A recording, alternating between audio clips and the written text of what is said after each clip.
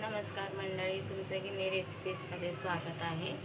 खूप दिवसांनी मी व्हिडिओ टाकत आहे कारण माझी तब्येत जरा ठीक नव्हती म्हणून व्हिडिओ टाकले नाही. तर आज आपण गुढीपाडवा निमित्त जे साखरेचे माळ असते ना, घाटी साखरेची, त्याची माळ आपण आज बनवणार आहोत.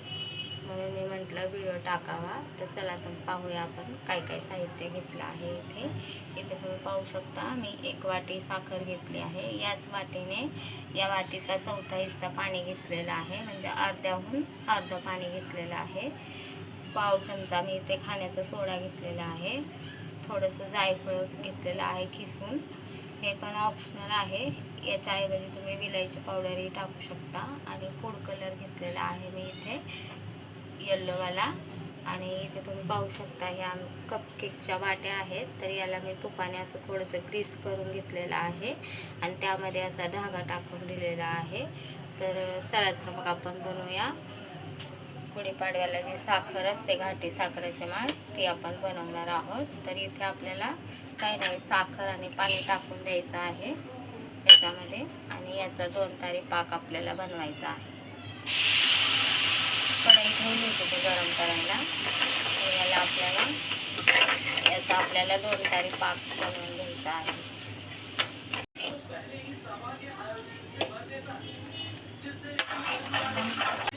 पहा, या प्रकारे आपला 2 तारी पाक तयार झालेला आहे. तुम्ही पाहू शकता. इथे मी वाटीत दाखवते, असा गोळा तयार झाला पाहिजे. तर समजायचं आपला पाक रेडी आहे. हे पाहू शकता तुम्ही इथे कसा गोळा तयार झालेला आहे. तर यामध्ये मी जायफळ पावडर टाकून घेते. त्याचबरोबर हा खाण्याचा सोडाही टाकून घेते. याने चांगला टेस्ट येईल. या प्रकारे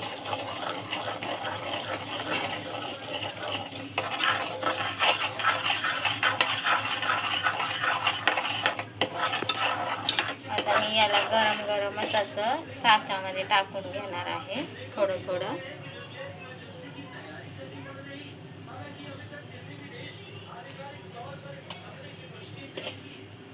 तर थोडंसं कलर टाकण्यासाठी ठेवणार आहे.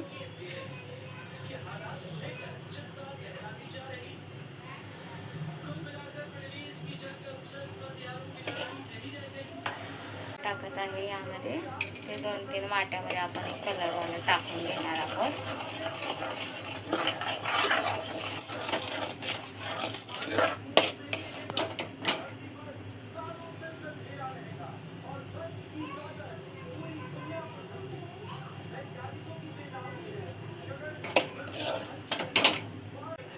याला आपण थंड करून घेणार आहोत पंख्याच्या खाली. मग नंतर आपण पाहूया हा हे कसं बनलं आहे ते.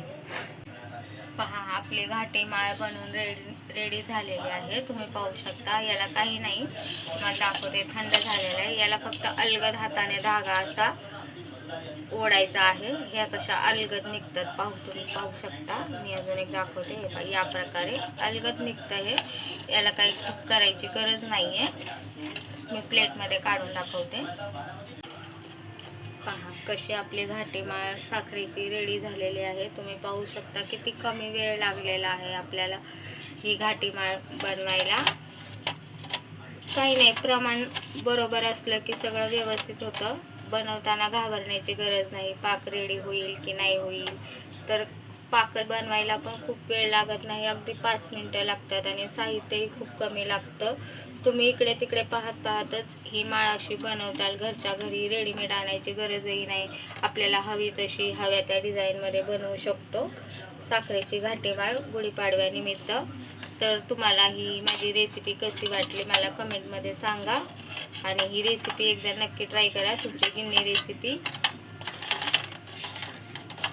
ही माळ तोडायची इच्छा तर होत नाही आहे, पण मला तुमच्यासाठी थोडं तोडून दाखवावं लागेल. आणि सोडा टाकण्याचं कारण एवढंच होतं की साखरेला पाकेला म्हणजे खूप छान असा झाग येतो, फेस येतो. त्यामुळे ते वड्या पण छान दिसतात.